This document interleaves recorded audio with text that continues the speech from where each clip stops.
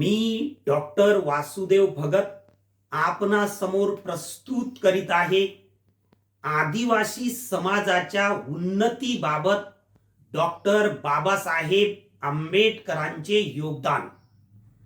बाबासाहेबांनी संपूर्ण जीवन शोषित पीडितांच्या उन्नतीसाठी समर्पित केलेले आहे, परंतु त्यांनी त्यांच्या कार्यामध्ये चळवळीमध्ये कोणत्याही एका जातीतील लोकांच्याच उन्नतीसाठी प्राधान्य दिलेले नाही, तर या देशातील सर्वच जाती धर्मातील शोषित पीडितांच्या उन्नतीसाठी त्यांनी प्रयत्नांची पराकाष्ठा केलेली आहे। तथापि ज्या ज्या जातीतील लोकांवर अन्याय आणि अत्याचार होत आहे किंवा त्यांच्या मदतीसाठी कोणीही येत नाही, त्यांच्याकडे दुर्लक्ष होत आहे, अशा शोषित पीडित जातीतील लोकांच्या साठी बाबासाहेबांनी निश्चितपणे प्राधान्यक्रमाने कार्य केलेले आहे। मग त्यामध्ये त्यांची स्वजात असलेला महार समाज असेल आणि या एससी प्रवर्गातील अनेक जाती असतील, तसेच त्यांनी आदिवासी समाजाच्या उन्नतीसाठी सुद्धा प्रयत्न केलेले आहेत। मग या प्रयत्नामध्ये त्यांनी केलेल्या कार्यामधून विशेषतः तथ्यांच्या आधारे पुराव्यांच्या आधारे बाबासाहेबांनी आदिवासी समाजातील म्हणजेच एसटी प्रवर्गातील लोकांच्या उन्नतीसाठी केलेल्या प्रयत्नांचाच आढावा आजच्या या व्हिडिओमधून आपणासमोर सादर करीत आहे। आपणास माहित आहे की आदिवासी समाजातील लोक सुद्धा स्वातंत्र्य लढ्यामध्ये सहभागी झालेले आहेत। बिरसा मुंडा यांचे योगदान आपल्याला माहित आहे, परंतु पुढील कालावधीमध्ये 25 सप्टेंबर 1930 ला कुलाबा जिल्ह्यातील चिरनेर या गावी मोठे आंदोलन ब्रिटिशांच्या विरुद्ध उभारण्यात आले आणि त्या आंदोलनाने उग्र स्वरूप धारण केले आणि ब्रिटिश सरकारद्वारे या आंदोलकावर गोळीबार करण्यात आला आणि या गोळीबारामध्ये अनेक लोक ठार झाले आणि त्यामध्ये नाग्या कातकरी हा आदिवासी समाजातील व्यक्ती सुद्धा स्वातंत्र्य सैनिक म्हणून शहीद झाला। परंतु या नाग्या कातकरी या व्यक्तीचे नाव स्वातंत्र्य सैनिकांच्या यादीमध्ये समाविष्ट करण्यात आले नव्हते। म्हणजेच स्वातंत्र्यासाठी शहीद झाले नाग्या कातकरी, परंतु त्यांचा मृत्यू स्वातंत्र्यासाठी नव्हे किंवा इंग्रजांनी केलेल्या गोळीबारासाठी झालेला नसून त्यांचा अन्य कारणांनी म्हणजेच वादातून वैयक्तिक भांडणातून त्यांचा मृत्यू झाला असे घोषित करण्यात आले होते।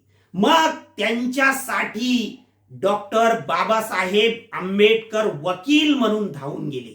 त्यांची केस कोणीही स्वीकारत नव्हते, कारण त्यांची असलेली आर्थिक परिस्थिती, त्यांच्या शहीदानंतर त्यांच्या वारसांचे असलेली अतिशय दयनीय अवस्था हे सर्व लक्षात घेऊन डॉक्टर बाबासाहेब आंबेडकरांनी त्यांची केस लढविली आणि कागदपत्रांची पुराव्याची पूर्तता करून नाग्या कातकर यांना शहीदाचा दर्जा मिळवून दिला। बाबासाहेबांनी लढविलेल्या गरिबांच्या शोषित पीडितांच्या महत्वपूर्ण केसेस मधील ही एक नाग्या कातकरी यांची केस आहे। या केसेसची बाबासाहेबांनी केलेला पाठपुरावा अतिशय महत्वपूर्ण आहे आणि त्यांनी ही केस विनामूल्य स्वरूपाची लढवून आदिवासी समाजातील स्वातंत्र्य सैनिक नाग्या कातकरी यांना शहीदाचा दर्जा मिळवून दिलेला आहे। तर पुढे डॉक्टर बाबासाहेब आंबेडकरांनी 1936ला ॲनालिशन ऑफ कास्ट, जाती व्यवस्था निर्मूलन अशा प्रकारचा प्रसिद्ध ग्रंथ लिहिलेला आहे. मूळतः हे एक भाषण होते. या भाषणावरच आधारित डॉक्टर बाबासाहेब आंबेडकरांनी हा जाती व्यवस्था निर्मूलन नावाचा ग्रंथ प्रकाशित केलेला आहे. डॉक्टर नरेंद्र जाधव यांनी म्हटलेले आहे की बाबासाहेबांच्या सर्व ग्रंथातील हा महत्वपूर्ण ग्रंथ असल्याचे त्यांनी नमूद केलेले आहे. या ग्रंथाच्या 8व्या प्रकरणामध्ये आदिवासी समाजासंबंधीची माहिती डॉक्टर बाबासाहेब आंबेडकरांनी लिहिलेली आहे. म्हणजेच हे 8वे प्रकरण आदिवासी समाजाच्या व्यथा, त्यांच्यावर झालेला अन्याय याला वाचा फोडणारे हे प्रकरण आहे. या प्रकरणामधून बाबासाहेबांनी स्पष्टपणे नमूद केलेले आहे की आदिवासी हे या भारत देशातील मूळ रहिवासी आहेत, परंतु त्यांच्यावर पुढील कालावधीमध्ये अतिशय मोठ्या प्रमाणात अन्याय आणि अत्याचार करण्यात आलेला आहे. त्यांच्या संस्कृतीला, त्यांच्या परंपरेला, त्यांच्या जीवन पद्धतीला एक प्रकारे दडपण्यात आलेले आहे.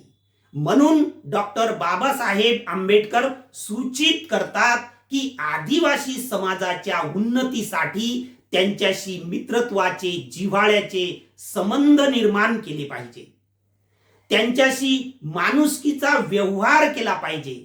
अशा प्रकारचे स्पष्टीकरण बाबासाहेबांनी जाती व्यवस्था निर्मूलन या ग्रंथाच्या 8व्या प्रकरणामध्ये नमूद केलेले आहे.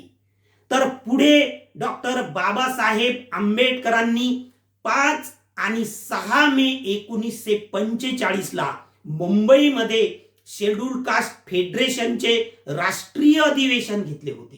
या अधिवेशनामध्ये बाबासाहेबांनी अतिशय सविस्तर स्वरूपाचे भाषण केले होते. ते भाषण मूळतः इंग्रजीमध्ये होते आणि त्याचे भाषांतर त्यांच्या जनता या साप्ताहिकामध्ये देण्यात आले, छापण्यात आले. आणि या भाषणामध्ये डॉक्टर बाबासाहेब आंबेडकरांनी आदिवासी समाजाच्या समस्येला पुन्हा वाचा फोडण्याचा प्रयत्न केलेला आहे.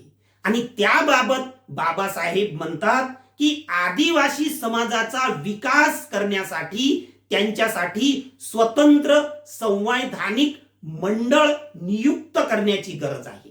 म्हणजेच बाबासाहेबांना आदिवासी समाजाचा आधारभूत स्वरूपाचा विकास घडवून आणायचा होता, हे या ठिकाणी मला सूचित करायचं आहे.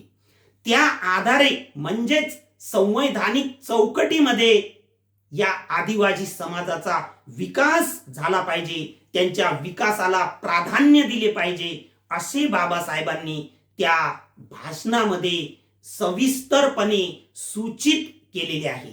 हे भाषण महाराष्ट्र शासनाद्वारे प्रकाशित करण्यात आलेल्या बाबासाहेबांचे लेखन आणि भाषणे खंड 18 मधील भाग 2 मध्ये जसेच्या तसे स्पष्ट करण्यात आलेले आहे, प्रकाशित करण्यात आलेले आहे. तर पुढे बाबासाहेबांनी अन्य त्यांच्या चळवळीबरोबरच कार्याबरोबरच आदिवासी समाजाच्या उन्नतीसाठी प्रयत्न सुरूच ठेवलेले आहेत.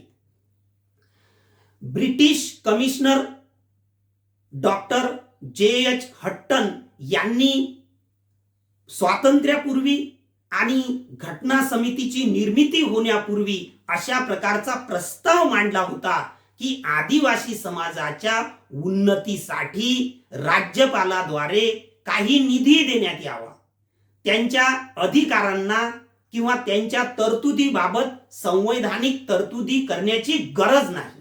परंतु बाबासाहेबांनी या हट्टन यांच्या प्रस्तावाला स्पष्टपणे विरोध केला आणि आदिवासी समाजाचा सर्वांगीण विकास हा पुढे तयार करण्यात येणाऱ्या संविधानातील तरतुदीच्या माध्यमातूनच होऊ शकतो, अशा प्रकारचे सुद्धा प्रतिपादन केलेले आहे. या संबंधीची माहिती प्राध्यापक माधव सरकुंडे यांनी त्यांच्या लेखामध्ये नमूद केलेली आहे. तर नंतर आपल्याला माहित आहे की भारताच्या संविधान समितीसाठी निवडणुका घेण्यात आल्या, भारताला स्वातंत्र्य मिळाले आणि त्याही पूर्वी म्हणजेच 9 डिसेंबर 1946 पासून घटना लिहिण्याच्या प्रक्रियेला प्रारंभ झाला. परंतु बाबासाहेबाला संविधान समितीमध्ये प्रवेश सहजासहजी मिळाला नाही हे आपल्याला माहित आहे. बाबासाहेब ज्या पश्चिम बंगालमधून निवडून आले तो प्रदेश पाकिस्तानमध्ये गेला. त्यानंतर मुंबईमधून बाबासाहेबांना काँग्रेसद्वारे घटना समितीवर निवडण्यात आले. अशाही स्थितीमध्ये घटना समितीचे सदस्य नंतर बाबासाहेब मसुदा समितीचे अध्यक्ष झाले आणि घटना निर्मितीच्या प्रक्रियेला त्यांनी प्रयत्नांची पराकाष्ठा लावून अतिशय आदर्श स्वरूपाचे संविधान तयार केलेले आहे, त्यांनी लिहिलेले आहे हे आपल्याला माहित आहे. परंतु त्याही प्रसंगी बाबासाहेबांच्या संविधान निर्मितीच्या प्रक्रियेवर त्यांच्यावर अनेक दबाव होते, अशा प्रकारचे अनेक लेखकांनी विचारवंतांनी लिहिलेले आहे. तसेच बाबासाहेबांची तब्येत सुद्धा त्यांना साथ देत नव्हती. अशाही प्रसंगी बाबासाहेबांनी संपूर्ण जाती धर्मातील लोकांना सुरक्षित स्वरूपाचे अधिकार या संविधानाद्वारे कसे प्रदान करता येईल या संबंधीचं सखोल चिंतन करून तशा प्रकारे संविधानामध्ये तरतूद केलेली आहे.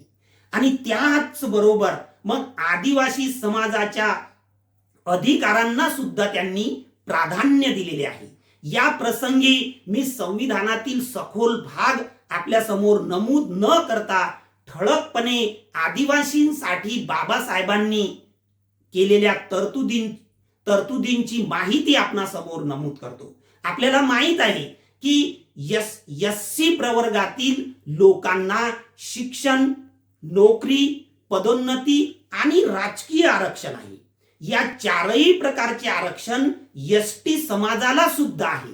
मग या व्यतिरिक्त एसटी साठी म्हणजेच अनुसूचित जनजाती आदिवासी समाजासाठी संविधानामध्ये कोणत्या तरतुदी आहेत, तर त्या तरतुदी म्हणजे त्यांची संस्कृती, त्यांचे राहणीमान आणि त्यांची जीवन पद्धती यांचे जतन झाले पाहिजे, याचे संरक्षण झाले पाहिजे. त्यालाच म्हणतात जल, जंगल आणि जमीन हे आदिवासींचे असलेले दैवत किंवा त्यांची असलेली संस्कृती यांचे जतन करण्याच्या कार्याला सुद्धा बाबासाहेबांनी संविधानामध्ये प्राधान्य दिलेले आहे.